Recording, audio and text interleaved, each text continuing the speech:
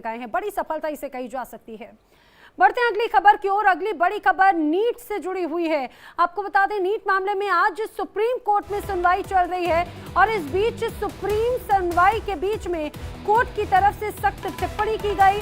Grace mark लाभार्थियों का पता नहीं चलने पर परीक्षा रद्द करनी होगी। ये क्यों नहीं ऐसा निर्णय लिया जाए, किसी एक्सपर्ट को शामिल कर सकते हैं, सुप्रीम कोर्ट ने कहा है। उन्होंने कहा है कि हमें समझना होगा कि मार्क देने का पैटर्न आखिर क्या है। साथ ही उन्होंने ये भी कहा कि हम जानना चाहते हैं कि सरकार ने आखिर इस पे क्या किया है। अपने आप में ये बड़ी सख्त टिप्पणियां हो सकती हैं। आपको बता दें, जो तमाम याचिकाएं हैं उस पर आज सुप्रीम कोर्ट में सुनवाई चल रही है, लेकिन इस बीच जो टिप्पणी सुप्रीम कोर्ट की तरफ से की गई है वो आपको बता दें कि बेहद खास हो जाती है। सुप्रीम कोर्ट की तरफ से इस पूरे मामले में जो आज सुनवाई के दौरान टिप्पणी की गई है और बाकायदा ये पूछा गया है कि 1563 छात्रों ने दोबारा परीक्षा दी जिन्हें ग्रेस मार्क्स दिए गए थे। क्या हम लाभार्थी छात्रों का पता लगाने में सक्षम हैं? अगर ऐसा नहीं है तो परीक्षा को रद्द किया जा सकता है, इसलिए हम सारी जानकारी चाहते हैं। सीजीआई ने यह भी कहा है कि एनटीए और केंद्र की तरफ से गलत करने वाले और लाभार्थी पर आखिर क्या कार्रवाई की गई है कि बिहार मामले में जानकारी लेकर अदालत को बताएंगे क्या एनटीए। वहीं गुजरात मामले में पेपर लीक नहीं हुआ, ये बात एनटीए की तरफ से कही गई है। और हमारे साथी इस समय आशीष सिन्हा ज्यादा जानकारी के साथ में जुड़े हैं। आशीष, जरा बताइए, नीट मामले पर सुप्रीम कोर्ट में आखिर क्या अपडेट्स हैं, क्या टिप्पणी सुप्रीम कोर्ट की तरफ से की गई है? हाँ, देखिए, सुप्रीम कोर्ट ने कई अहम बातें कही हैं। दरअसल सुप्रीम कोर्ट के मुख्य न्यायाधीश सीजेआई जस्टिस डीवाई चंद्रचूड़ जी, आपको आवाज आ रही मेरी? जी जी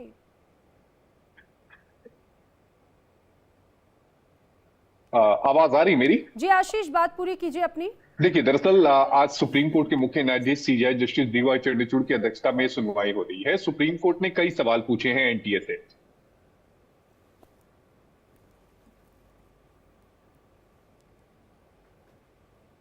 ठीक है, आशीष को मैं दोबारा कनेक्ट करने की हम कोशिश करते हैं, लेकिन फिलहाल अपने दर्शकों को बताते चलें जो बड़ी बातें हैं उसको जरा समझ लीजिए, क्योंकि ये खबर उन तमाम विद्यार्थियों के लिए बहुत ज्यादा महत्वपूर्ण है जिन्हें बहुत उम्मीद है नीट मामले को लेकर सुप्रीम कोर्ट से कुछ बड़ा आज क्या हो सकता है।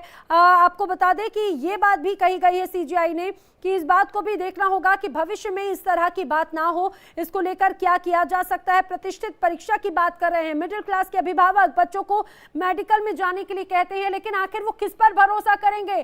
सख्त टिप्पणी और अपडेट दे रहे हैं आशीष सिन्हा। आशीष, दरअसल आज सुप्रीम कोर्ट में मामले की जब सुनवाई हुई तो सीजेआई जस्टिस डीवाई चंद्रचूड़ ने बेहद साफ कहा। उन्होंने कहा कि अगर परीक्षा की पवित्रता के साथ किसी भी तरह की गड़बड़ी हुई है यानी समझौता हुआ है तो ये तय मान के चलिए कि हम नीट की जो परीक्षा है उसके दोबारा कराने के हम आदेश दे सकते हैं। दूसरी सबसे अहम बात, सुप्रीम कोर्ट ने एनटीए से ये कहा है कि आप ये हमें बताइए कि जो पटना में एफआईआर दर्ज हुई है उस पूरे मामले में अभी तक आपकी तरफ से क्या कार्रवाई हुई है।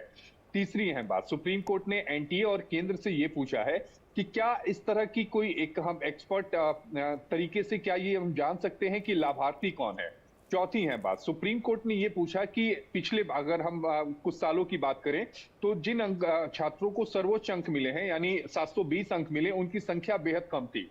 कभी 2 थी, अगर हम 2022 की बात करें तो 2 थी, 2023 में 1 थी, 2021 में 2 थी। तो अगर पिछले कुछ सालों की बात करें तो संख्या बेहद कम थी, लेकिन इस साल 67 छात्रों को 720 अंक प्राप्त हुए हैं। सुप्रीम कोर्ट ने यह पूछा कि आखिर किस हिसाब से ये मार्किंग की गई है। छठी बात, सुप्रीम कोर्ट ने सवाल ये उठाया कि अगर पेपर लीक हुआ है तो वो पेपर लीक होने का पैटर्न किस तरह का था, मतलब लीक किस तरह से हुआ, क्या इलेक्ट्रॉनिक माध्यम से हुआ, किस तरह से बताया गया, ये जानना बेहद जरूरी है। आठवीं सवाल सुप्रीम कोर्ट ने ये उठाया कि आने वाले समय में इस तरह की बातें दोबारा ना हो, प्रणाली को मजबूत बनाया जाए, उसको लेकर एनटीए की तरफ से क्या कुछ तैयारियां हैं। नौवीं अहम बात सुप्रीम कोर्ट ने ये कही कि बुधवार तक एनटीए को ये बताना है कि इस मामले में जो लाभार्थी थे और जिन लोगों ने पेपर लीक कराया है उनकी तरफ से क्या कार्रवाई की गई है, यानी एनटीए की तरफ से क्या कुछ कार्रवाई की गई है। और 10वीं अहम बात, चूंकि याचिकाकर्ताओं ने यह अदालत में दावा किया कि इस पूरे मामले में तकरीबन 6 एफआईआर दर्ज हुई, जबकि एनटीए का यह कहना है कि केवल एक पटना में एफआईआर दर्ज हुई थी, तो आखिर कुल कितनी एफआईआर दर्ज हुई है, कुल कितने बेनिफिशियरी हैं, कुल कितने लोग इसमें इन्वॉल्व हैं, ये सारी जानकारी एनटीए को अदालत में बतानी है। सवाल अदालत के अभी भी चल रहे हैं, एनटीए जवाब दे रहा है, लेकिन वो जवाब अभी तक नाकाफी साबित हो रहे हैं और अदालत उन जवाबों से संतुष्ट नहीं है। एक बार आशीष, नहीं, कई एक बार बात और जरा समझाने की कोशिश कीजिए, क्योंकि आज की तारीख कई मायनों में महत्वपूर्ण हो जाती है, क्योंकि कई अलग अलग याचिकाएं हैं जो नीट और एनटीए से जुड़ी हुई थी, जिन्हें दायर किया गया था। क्या उन सभी याचिकाओं पर आज जो सुप्रीम कोर्ट है उन्हें संज्ञान ले रहा है, उस पर चर्चा हो रही है, और क्या अपडेट है फिलहाल? नहीं, इस बात को समझना होगा, क्योंकि जो याचिकाएं दाखिल की गई हैं सुप्रीम कोर्ट में, वो कुल 38 याचिकाएं दाखिल की गई हैं। 34 याचिकाएं जो हैं वो छात्रों की तरफ से दाखिल की गई हैं, जिसमें कुछ कोचिंग संस्थान हैं। जो 4 याचिकाएं हैं वो एनटीए की तरफ से दाखिल की गई हैं, जिसमें एनटीए ने ये कहा है कि जो देश के अलग अलग अदालतों में, यानी डिफरेंट हाई कोर्ट्स पे जो याचिकाएं दाखिल की गई हैं इस नीट यूजी परीक्षा को रद्द करने की मांग को लेकर, उन सभी का ट्रांसफर सुप्रीम कोर्ट अपने पास कर ले। तो कुल 38 याचिकाएं सुप्रीम कोर्ट की सुनवाई इस समय सुप्रीम कोर्ट के समक्ष हैं।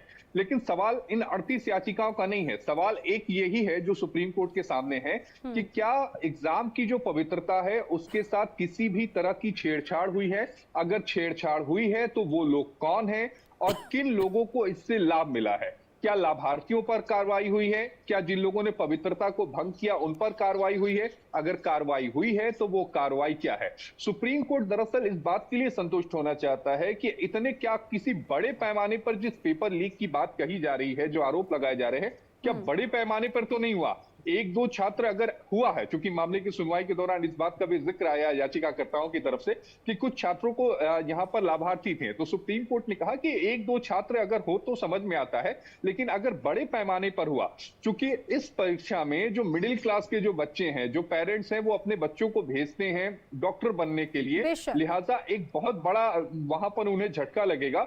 दूसरी बात कोर्ट ने ये कही कि हम यहाँ पर 23 लाख जो छात्र हैं उनको डील कर रहे हैं।